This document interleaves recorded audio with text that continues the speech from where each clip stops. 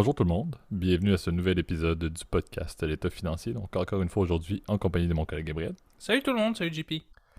Et pour ce nouvel épisode de la saison 5, on vous avait moussé le sujet un peu là, en disant que je pense que c'était au début ou à la mi-octobre qu'on vous avait mentionné qu'il y avait une élection qui nous intéressait beaucoup en Amérique latine. Et bien cette élection-là, ce deuxième tour-là pour être plus précis, a eu lieu. Donc vous allez voir assez vite, là, ça va être le sujet central de l'épisode dans le place au débat et on va compléter là, avec un dans vos poches. Certains n'y croiront pas que l'on va ressortir là, on dit ça souvent au Québec, mais des boulamites où on va dépoussiérer le fameux segment, le fabuleux segment, certains diront, le dans vos poches qui était, comme vous savez, un des segments fondateurs du podcast. Donc on a un sujet quand même assez intéressant, là, une petite vulgarisation et je pense un peu une ouverture là, pour que vous puissiez peut-être réfléchir à comment visualiser ou vous approprier un peu les marchés ou les performances des marchés pour les prochains mois. Je pense que c'est très important. Donc, on va avoir un petit topo là-dessus pour conclure l'épisode. Mais avant toute chose, et étant donné qu'on va parler d'un peu de sujet d'opinion et de marché, Gab, je te laisse faire le disclaimer du début d'épisode. Ouais, d'abord, très content en tout cas de retrouver aussi notre vieux segment le dans vos poches, puisque ça faisait longtemps qu'on n'en avait pas fait. Regarde, ça sera l'occasion justement d'aller vulgariser un nouveau sujet. N'oubliez pas évidemment que ce soit pour les deux parties. Je pense surtout pour la deuxième, il ne s'agit que de notre opinion personnelle, et non pas une recommandation officielle de placement. J'invite toujours à faire vos recherches et prendre contact avec un expert. Quiconque est autorisé aussi à vous émettre des recommandations. Je pense que c'est la meilleure façon aussi d'obtenir des recommandations aussi qui sont adaptées à votre profil d'investisseur. On le répète à chaque épisode, mais je pense que c'est important évidemment de le répéter.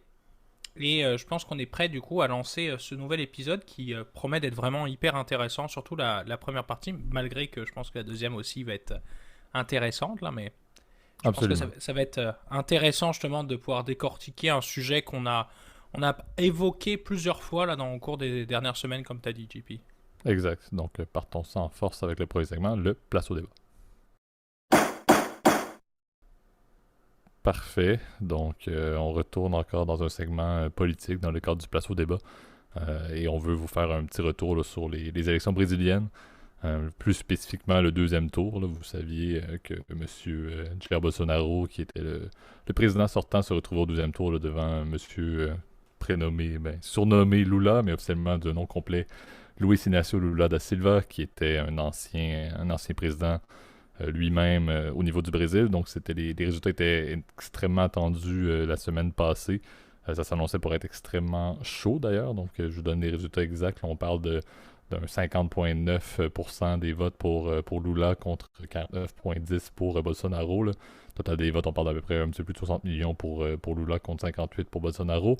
Euh, C'était quand même un clash de titans entre, Bolsonaro qui est un petit peu avait l'approche Trump, si on peut dire, et je pense qu'on va parler un petit peu beaucoup là, de ce qu'il avait mis. La dernière année a été très tumultueuse là, au niveau de la politique brésilienne.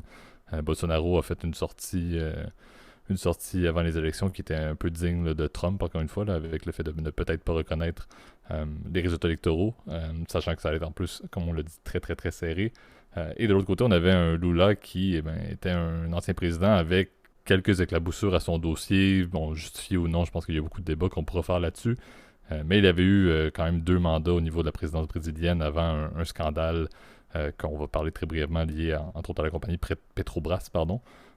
Et c'est quand même assez intéressant. Donc c'était le fameux Workers' Party de Lula qui est un peu plus à gauche contre le Liberal Party qu'ils vont appeler officiellement, si je prends la traduction anglophone, au niveau de Bolsonaro, là, qui est plus à droite, bien évidemment. Lula qui était un ancien leader syndical, si je ne me trompe pas, par rapport à Bolsonaro qui était un ancien capitaine de l'armée brésilienne. Donc on voit l'idéologie des deux opposants, si on peut dire, au deuxième tour, était assez évidente avec le background qu'ils avaient au préalable avant de se lancer en politique. Et c'est un peu là où j'ai bien hâte de voir qu'est-ce qui va se passer. Le constat, c'est bon, les élections ont lieu. L'entité là, qui chapeaute justement les élections confirmées. Je pense que c'est la Cour électorale supérieure, bref, peu importe comment il l'appelle au Brésil, qui a confirmé les résultats. Là, donc c'est officiel, malgré la marge très serrée, il n'y aura pas de recomptage. C'est officiel que M. Lula a gagné les élections. Bolsonaro a pris un peu de temps, je pense un 2-3 jours avant de concéder. Il n'a pas techniquement concédé de manière très propre, comme le veut le décorum un peu au niveau des élections à travers le monde. Mais il a tout de même dit qu'il n'allait pas justement fighter en bon anglais là, les résultats électoraux et qu'ils vont aller de l'avant avec la transition.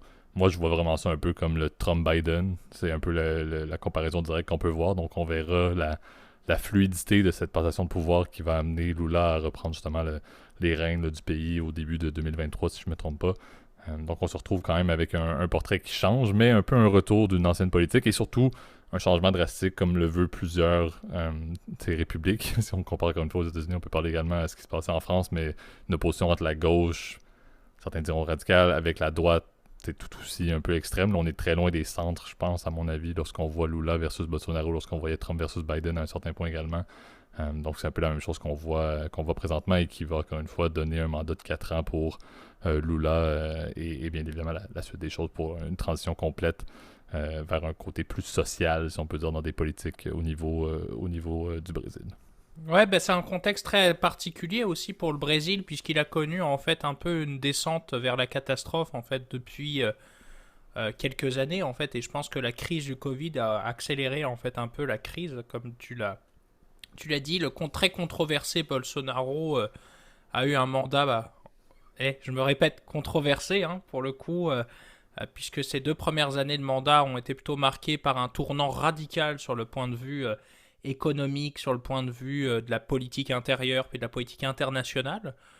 Tu l'as bien vu avec un rapprochement très clair en fait de Bolsonaro avec l'extrême droite européenne, puis aussi plus généralement les républicains aux États-Unis. Il y a comme une vraie alchimie entre les républicains, notamment Trump, hein, puisque c'était un de ses grands alliés sur la scène politique, et Bolsonaro. Hein. Alors son parti est assez récent d'ailleurs, on a du mal à comprendre le système politique brésilien. Il était un peu à l'échelle de l'économie du Brésil en 2022, c'est le bordel. Pardon de l'expression d'être vulgaire là, mais c'est assez compliqué. Plein de partis, de micro-partis et d'un système d'alliance qui fait que c'est compliqué d'avoir une majorité, etc. Même si tu as la tête du pouvoir exécutif, ce qui est le cas du président de la République, puisque c'est un système présidentiel. C'est par contre un pays fédéral aussi, le Brésil, donc très décentralisé. Le Brésil est composé, malheureusement, je ne sais plus de combien, 26 États, ça y est, j'ai retrouvé tes notes, JP, 26 États qui sont plus ou moins puissants et s'occupent en fait des fonctions, on va dire, importantes, d'éducation, santé, etc. Le gouvernement fédéral s'occupe plus de la politique extérieure, puis des politiques sociales de base. Tu l'as bien mentionné, effectivement, Lula était l'ancien président du Brésil, en fait, il y a quand même plusieurs années, hein, puisque c'était le président avant l'ancienne présidente Dilma Rousseff, que, on le sait, a été évincée du pouvoir, donc ça date d'un petit bout, et c'est lui qui avait... 2010, la fin, quand il a quitté son mandat, c'était 2010. C'est ça, et Dilma Rousseff, à mon souvenir, a été expulsée du pouvoir en 2016, corrige-moi si je me trompe, donc... c'était la successeur en fait, c'est ça, de Lula, et Lula en fait a vraiment imposé, je dirais, un ton, on va dire, social au Brésil, dans un pays qui a été quand même marqué par la dictature militaire. Tu as mentionné que Bolsonaro était un ancien militaire, oui, et d'ailleurs il est très influencé en termes de ses origines par l'ancienne dictature militaire au Brésil, qui a vraiment marqué l'histoire du pays, hein, qui est des années 80 jusqu'au fin des années 90, c'était un régime très brutal, comme l'étaient d'ailleurs les pays d'Amérique du Sud, comme l'Argentine par exemple, qui a eu les généraux qui étaient au pouvoir, puis évidemment le Chili, c'est un excellent exemple. Donc tout ça fait qu'en fait il y a un climat politique qui est assez incertain. Lula avait instauré, est-ce qu'on se souvient de la fameuse Bolsa Familia, qui avait vraiment marqué les esprits, peut-être d'aller subventionner grâce aux revenus du pétrole les programmes sociaux. Et entre-temps, il y a eu beaucoup de problèmes, hein, tu le sais, je pense qu'on pourra revenir un peu là-dessus, là, mais l'affaire Petrobras, c'est évidemment un scandale qui a évidemment éclaté, puis qui a bousculé évidemment le parti socialiste, je ne sais plus c'est quoi son nom, là, qui est le parti de Lula, le parti des travailleurs, je crois, un truc comme ça, et qui en fait s'est jamais remis. Alors aujourd'hui, la détestation de Bolsonaro de la plupart des partis politiques fait que, évidemment, Lula a réussi à être réélu malgré qu'il ait été empêtré, par exemple, dans des scandales de corruption, puis de détournement de fonds publics, etc. Mais il y a une opposition très claire avec Bolsonaro, qui représente d'ailleurs de manière très clivante aussi le vote évangéliste, qui est très puissant aussi au Brésil, qui est le vote conservateur, catholique, très prononcé au Brésil. Et on voit que c'est un pays, comme à l'image des États-Unis, qui est extrêmement divisé. Hein. On voit un clivage qui est très profond et qui, malheureusement, j'ai l'impression, s'écarte de plus en plus. Alors, c'est un place au débat aujourd'hui. Ce ne sera pas vraiment un débat parce que, malheureusement, je ne connais pas assez pour pouvoir donner mon opinion, évidemment, sur ce qui se passe au Brésil. Je ne suis pas non plus un expert. Je lis ce qui se passe. Mais je trouvais ça intéressant et je pense que JP, on pourra repasser, évidemment, sur d'autres éléments, peut-être que s'il y avait d'autres trucs à rajouter. Là. Ben exact. Je pense un des points qui va être intéressant pardon, à voir sur le nouveau mandat de Lula, c'est qu'il a pris justement il a pris office, là, il a pris le pouvoir en 2002, de 2002 à 2010.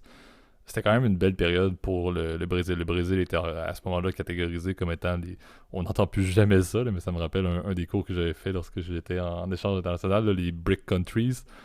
Donc le Brésil qui était un pays en développement, là, il y avait une croissance qui était quand même assez phénoménale, tu l'as dit, liée aux commodités, liée au pétrole, mais également il y avait vraiment un essor et une effervescence, un intérêt pour les investissements directs étrangers également vers le Brésil. Et Lula était vraiment cette définition-là, de mettre en place des programmes sociaux, tu l'as dit, Bolsa Family est un bon exemple, mais de mettre des politiques un peu plus de gauche, mais qui venaient stabiliser le Brésil qui, tu l'as dit, avait eu des problèmes dans leur contexte social pendant plusieurs années liés justement à l'armée qui était au pouvoir en partie, ou bref, il y a eu des complexités comme dans plusieurs pays d'ailleurs qui ont cheminé vers le développement.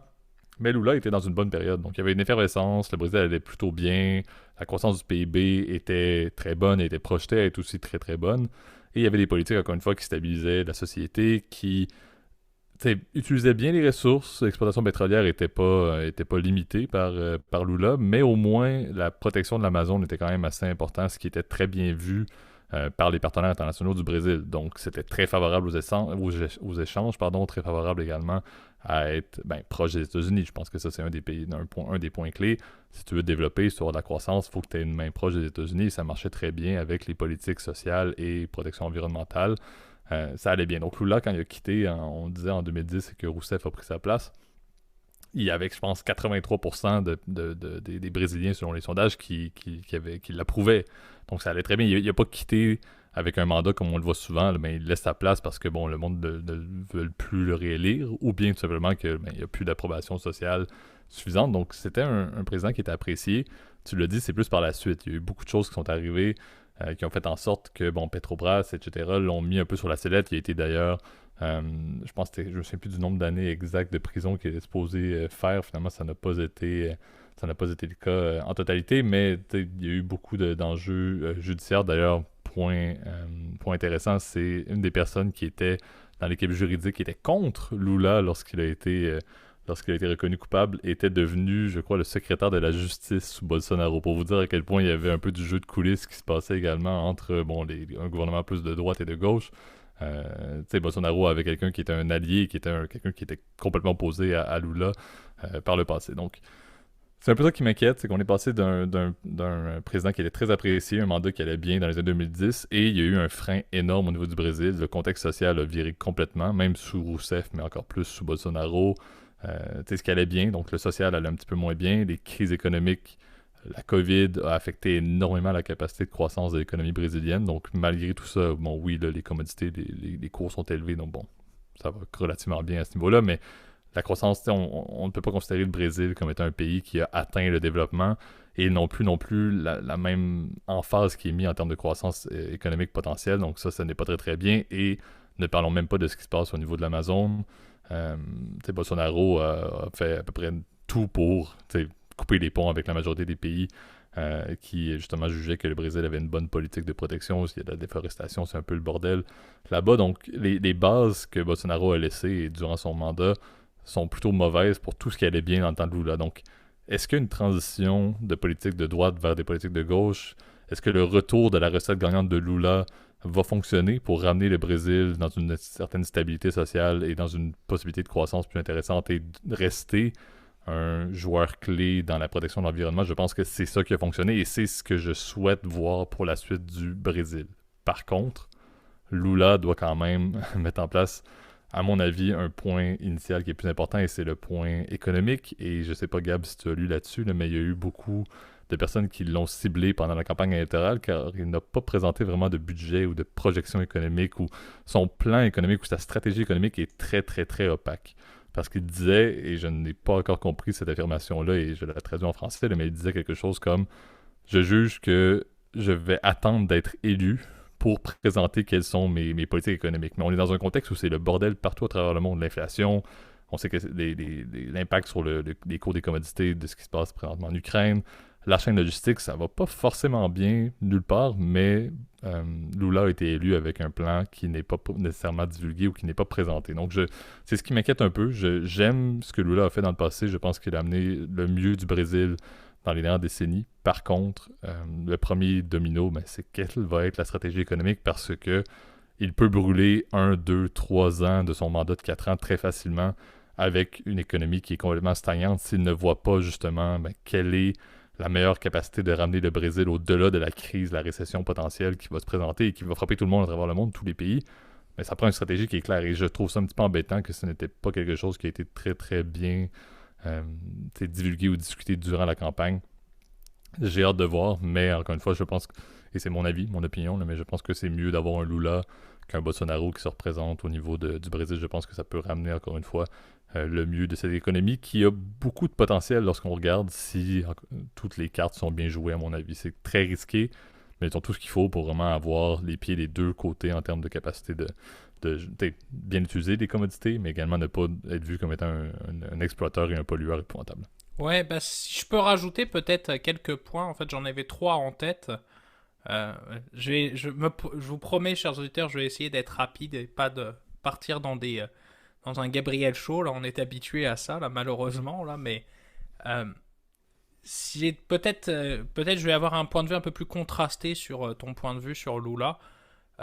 Premièrement, c'est clair que bon, ça reste un pays, comment dire, qui a des bases, on va dire, qui sont un peu érodées sur le point de vue de la corruption. On sait que c'est le gros problème en fait du Brésil parce que c'est un pays qui est extrêmement grand, immense, hein, qui est un pays aussi avec une économie quand même assez développée, mais qui a gardé des racines, si tu veux, malheureusement, on va dire, de l'ancien monde, c'est-à-dire là où tu pouvais corrompre tout le monde, si tu veux. Et Lula, évidemment, tu l'as mentionné, il a quand même été condamné, si tu veux. Et sa plupart de ses amis, donc notamment Michel Temer, qui a été président par intérim après le départ de Rousseff pendant 2 ans, a quand même eu un bilan assez catastrophique. D'ailleurs, c'était l'un des présidents les plus détestés en fait de l'histoire du Brésil, hein, je crois que son approbation était en dessous des 10%, pour te dire, tellement c'était la catastrophe. Dilma Rousseff aussi a conservé une très mauvaise image parce que malgré qu'elle n'a pas fait tout ce qu'on l'a accusé, et en tout cas selon la justice, encore une fois, j'ai pas toutes les infos pour pouvoir vous dire exactement c'était quoi les bases de l'accusation,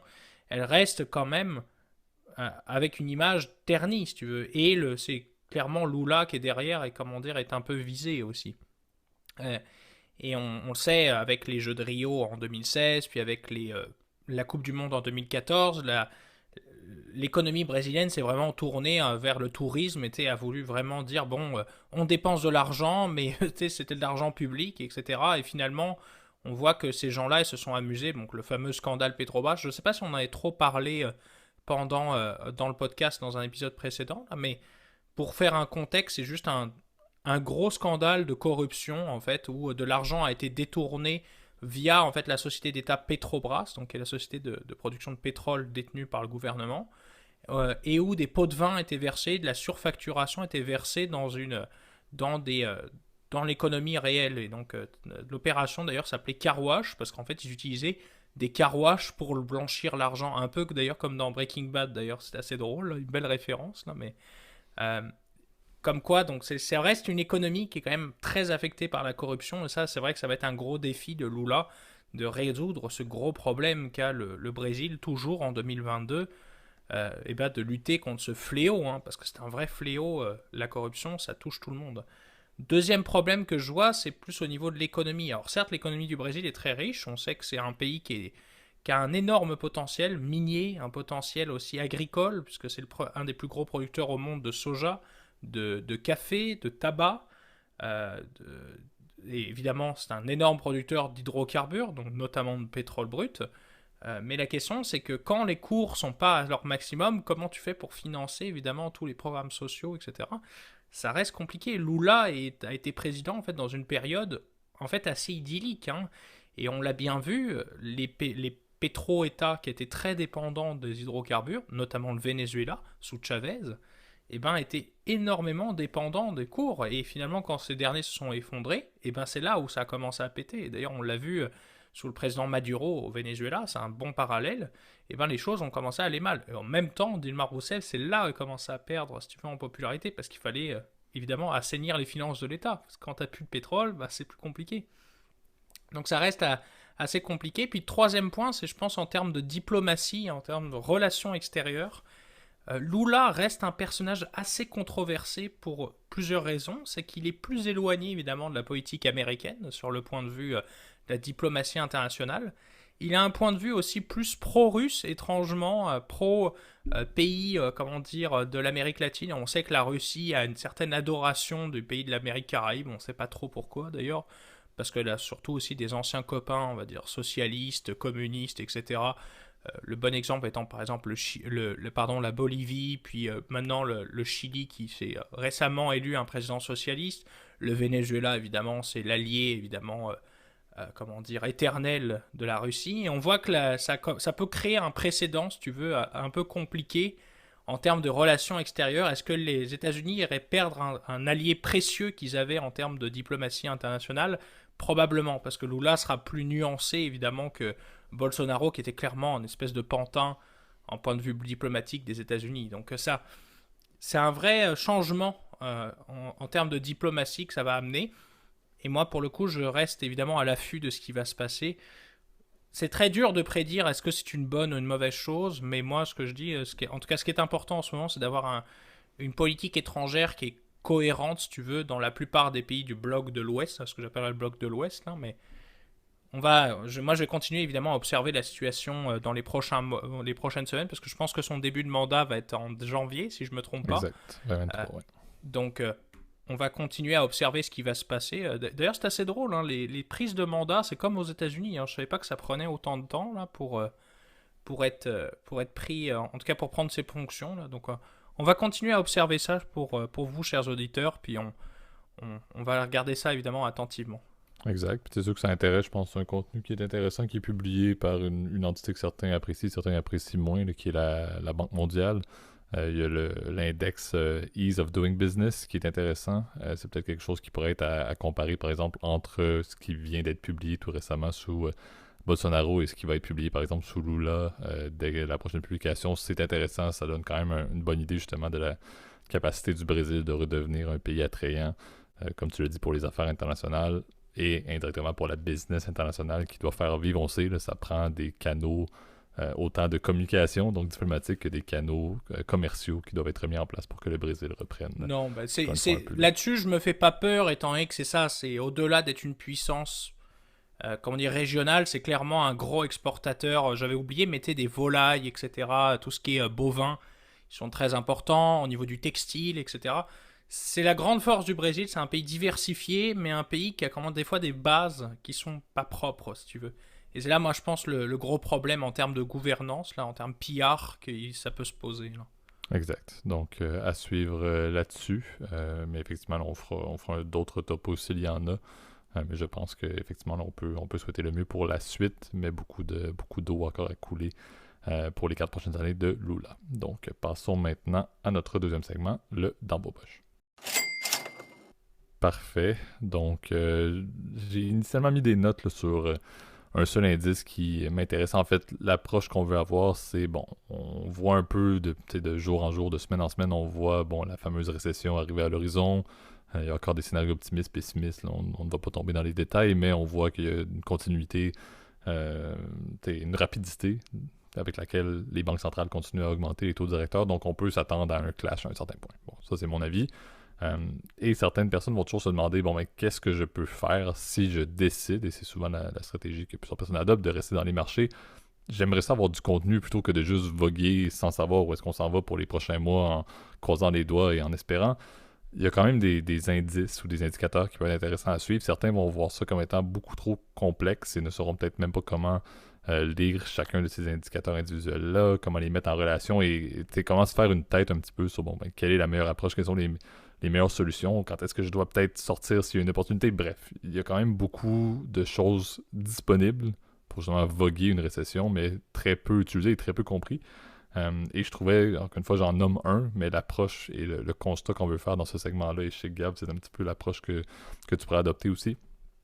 C'est de dire, trouvez-vous des outils que vous comprenez, sur lesquels vous avez confiance, et que vous allez, encore une fois, pouvoir facilement accéder pour les prochains mois, prochaines années. Encore une fois, je vais aller même pessimiste, là, si jamais on parle d'une récession qui perdure.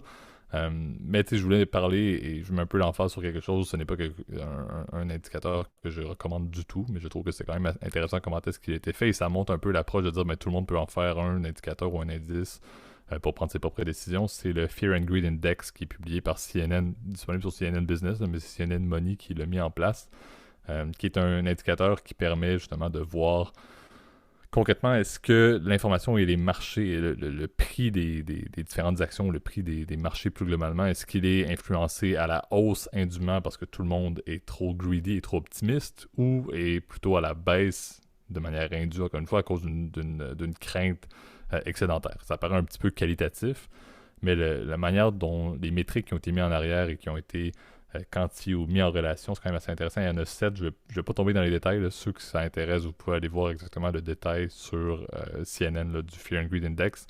Mais ça permet de donner une idée sur une valeur de 0 à 100, là, de savoir bon, où est-ce que se situent les marchés. Est-ce qu'on est plus dans du 50 à 100 pour lesquels on est peut-être dans un contexte où les titres sont, par exemple, trop chers pour ce qu'ils devraient, ou si c'est entre du 0 et 50 et que ça devrait être moins cher. Bref. Mon constat, c'est ça sort de nulle part, c'est publié par CNN, c'est pas forcément bon. Je pense qu'il n'y a pas vraiment trop de billets sur cet indicateur-là, mais ça m'a un petit peu mis de l'intérêt pour moi-même, peut-être réfléchir un peu à quels indices je voudrais utiliser pour les prochains mois. J'ai encore une stratégie de personnes qui s'intéressent à la finance mais qui ne gèrent pas ces trucs adéquatement, ça c'est mon problème.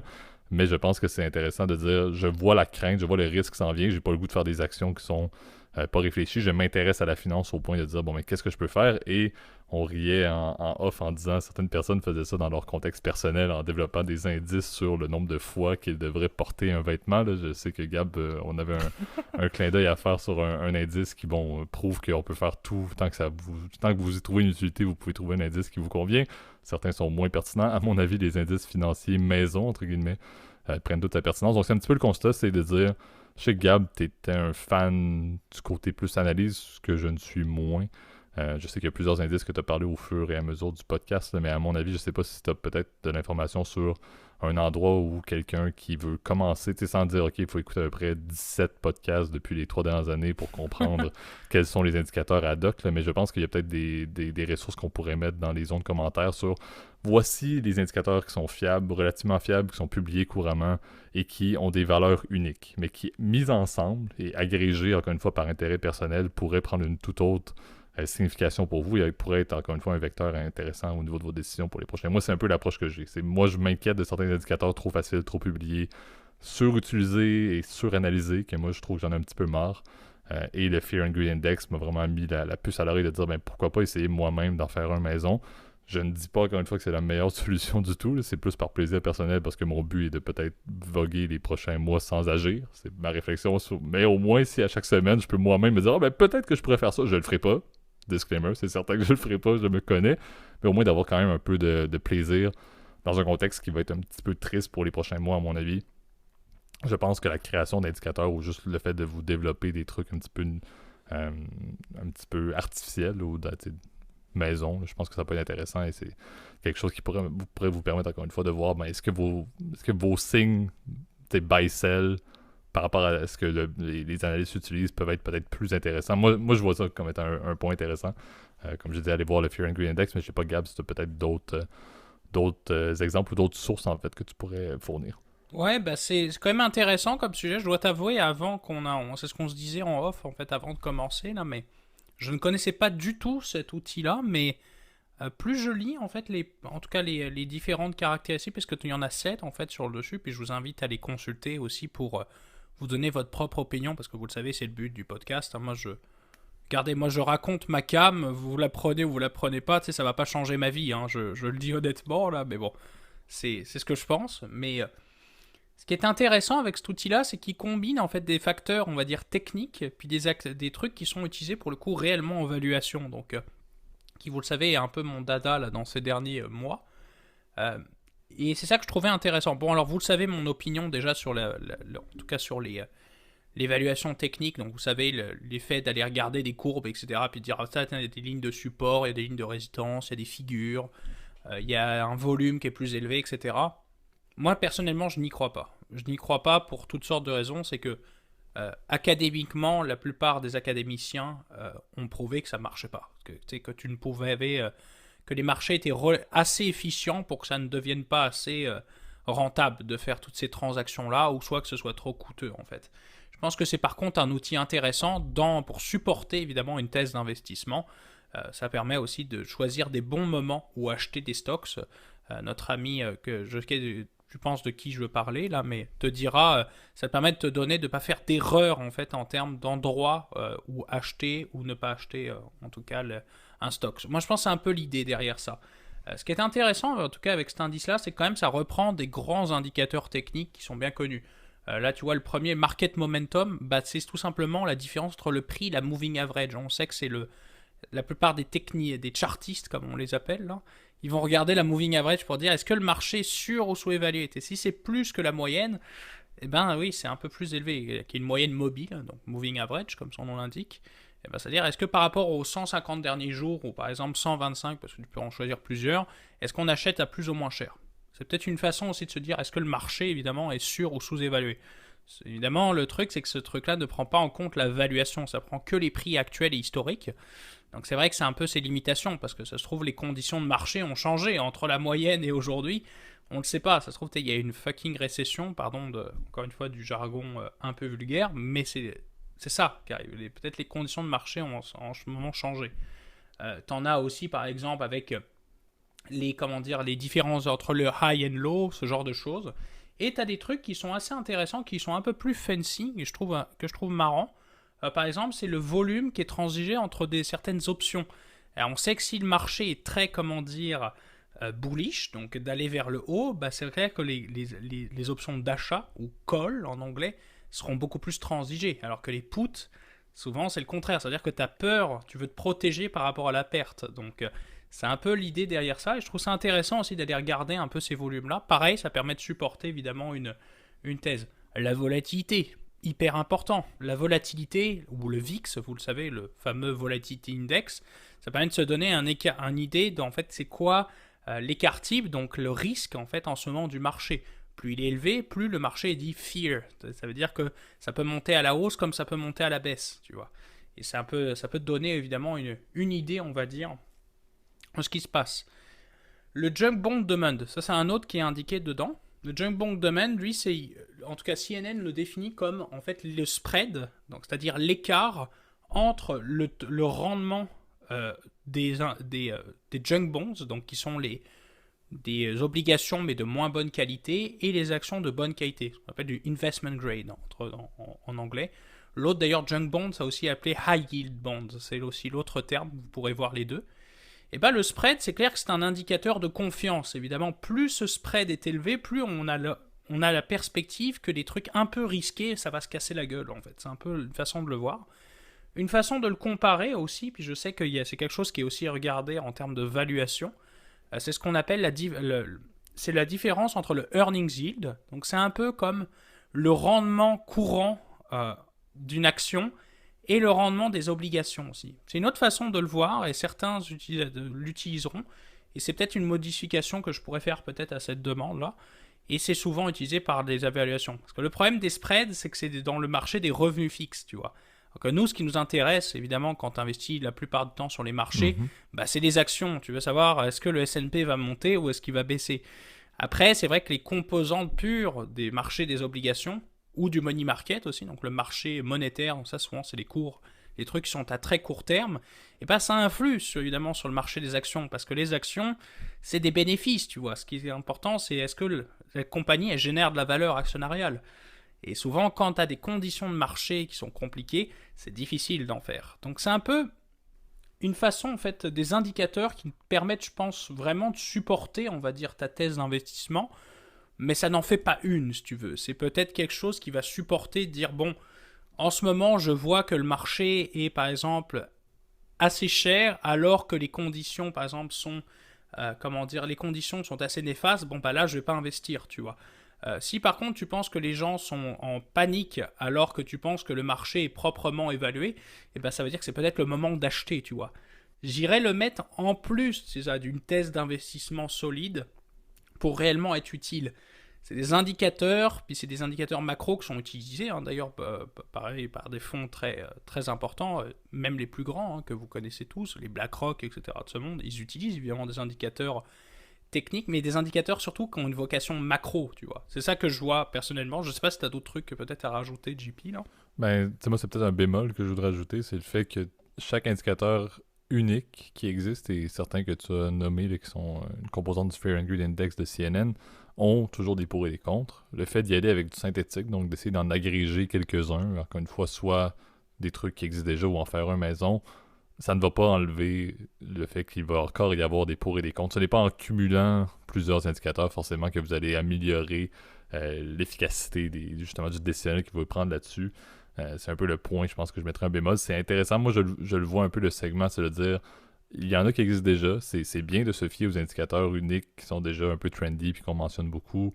Tu as mentionné le VIX comme étant un de ceux qui est la définition du trend par excellence en termes d'indicateurs pour essayer de bâtir quelque chose en termes de décision de buy-sell, où tu l'as dit, d'avoir une thèse d'investissement plus concrète est encore plus important que tout ça, mais je pense que c'est surtout pour l'intérêt, ceux qui ont le goût justement de prendre les prochains mois, encore une fois, si ce qu'on voit comme étant une récession va arriver, je pense que c'est un bon terrain de jeu pour faire quelque chose comme ça. Suivre quelque chose de plus synthétique, en créer un vous-même pour le comparer, je pense que c'est plus en termes d'intérêt. Je ne dis pas forcément de bâtir toutes vos stratégies là-dessus, mais je pense qu'il y a beaucoup de bons matériels pour le faire. Le seul point, encore une fois, que je vais mentionner, c'est qu'il y a toujours des pour et des contre sur chaque indicateur unique. Même chose pour du synthétique, il y a beaucoup de pour et de contre qui vont exister.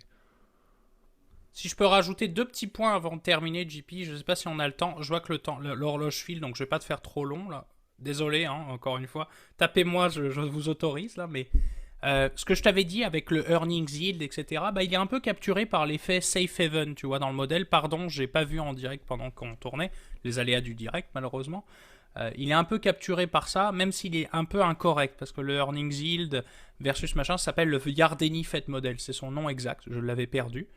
Et ben ce modèle-là, lui, il est sur beaucoup plus de long terme, alors que là, ce modèle-là, j'ai l'impression, en tout cas dans le CNN Fear and Greed Index, il est beaucoup plus court-termiste, donc faut faire attention évidemment à avoir des données trop court terme, parce que c'est vrai que ça n'a pas de... Et puis des données trop long terme aussi, t'as un risque que ces datas-là ne représentent plus rien par rapport au contexte de marché qu'on vit en ce moment.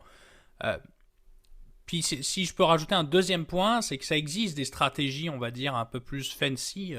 Je pense qu'on avait déjà parlé du Beta Smart, peut-être par le passé, mais ce sont ce genre d'exemples aussi qui existent, qui sont disponibles pour le coup via des ETF d'ailleurs, ou par des stratégies traditionnelles, par exemple des fonds mutuels. Et ben ces stratégies-là, elles permettent justement d'aller au-delà de l'approche traditionnelle des marchés, qui est juste d'aller répliquer en fait l'indice.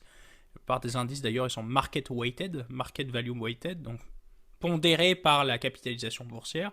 Et ben là, tu peux avoir des facteurs. Donc, par exemple, tu peux dire, bon, bah moi, je surpondère, par exemple, les actions à haut dividende, par exemple. Mais pour autant, je conserve la plupart des titres du marché. Et ben, c'est des stratégies qui existent, qui sont peu communes. Il faut faire attention aussi à ne pas tomber aussi dans le marketing. Hein. D'ailleurs, un de mes mentors te dirait Smart Alpha, Smart Beta, etc. Le mot est beau, mais tu sais, la consistance, souvent, est très mauvaise, tu vois. C'est un peu comme c'est une tarte à la crème, et puis à l'intérieur, il n'y a rien dedans, tu vois, c'est un peu ça. Donc, faut faire attention, je pense que JP, je trouvais ça intéressant que tu abordes en tout cas ce sujet-là, puis tu vois, j'ai pris du fun en tout cas à discuter de ce sujet un peu intéressant qui est l'analyse technique versus fondamentale, etc. Puis d'avoir pour le coup un espèce d'indice espèce de globi-boulga, j'ai pas le terme, pardon, là, de tous ces facteurs-là. Exactement, un bon méli-mélo, tu sais, puis on l'a dit, c'est un peu un dans vos poches Il qui était est de beau celui-là. dire, Méli-mélo, je m'y attendais pas, là. S'il était ben, parfait. puis tu sais, mon avis, c'est, on l'a dit, ça peut être un peu triste ce qui trame à l'horizon, mais je pense qu'il y a quand même des manières d'avoir du plaisir, de s'intéresser à ce qui se passe sans pour autant agir drastiquement, mais je pense qu'il y a beaucoup d'intérêt à prendre ce qui va se passer comme étant là, un bon terrain de jeu pour avoir du plaisir. Certains diront que les indicateurs et le fait d'analyser ce que Gab, tu nous as décortiqué, c'est un langage très complexe, certes, mais je pense qu'il y a quand même un bon intérêt à s'y introduire. C'est souvent quand c'est plus instable que l'intérêt prend de justement lire et s'intéresser à ce genre d'indicateurs. Donc c'est ce qui conclut le podcast d'aujourd'hui. Donc merci Gab, comme toujours, pour ta participation. D'ailleurs, le 18e, si je ne me trompe pas, de la saison 5. Là, donc on roule très rapidement vers la fin de la saison 5 qui va nous amener comme toujours vers la fin 2022, début 2023 je crois pour notre 26e épisode de cette saison-là. Merci à tous pour vos écoutes. Je sais Gab que tu me partageais beaucoup d'informations sur le fait là, qu'il y avait énormément d'écoutes présentement, là, digne même de presque de haut historique. Là, donc on salue tout le monde là, sur les différentes plateformes. Je fais moi-même la transition vers justement l'endroit où vous pouvez nous retrouver. Donc sur, comme d'habitude, YouTube, qui est notre plateforme clé pour les commentaires, le partage d'opinions, etc. dans les zones commentaires, là, mais au passage, allez mettre un like au niveau de la vidéo, allez vous abonner à la chaîne, mettez la cloche pour les notifications également, ça nous aide énormément pour le référencement. Vous pouvez également, si vous avez des commentaires, partages, autres sujets, mais que vous voulez faire plus dans un contexte privé, il y a également l'adresse courriel que vous pouvez nous rejoindre. Et pour la majorité d'entre vous, on le sait, je le dis toujours, là, sur les plateformes audio de podcast, donc sur Spotify, Apple Podcast, Overcast, Amazon Podcast, Deezer, etc. Donc vous pouvez toujours nous retrouver là-dessus.